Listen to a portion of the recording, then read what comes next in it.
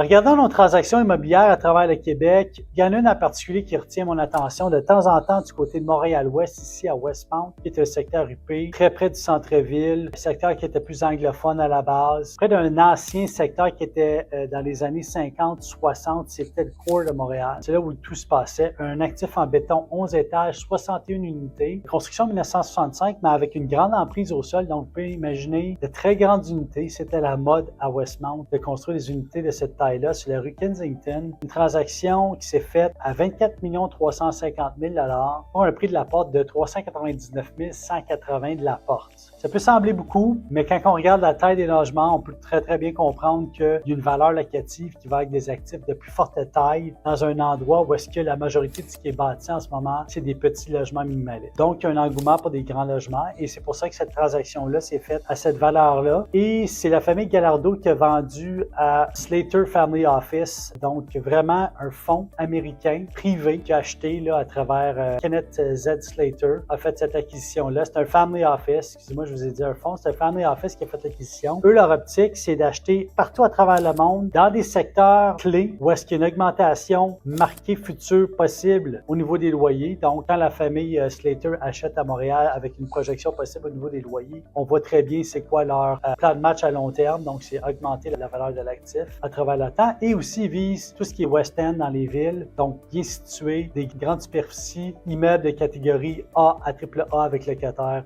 du même type.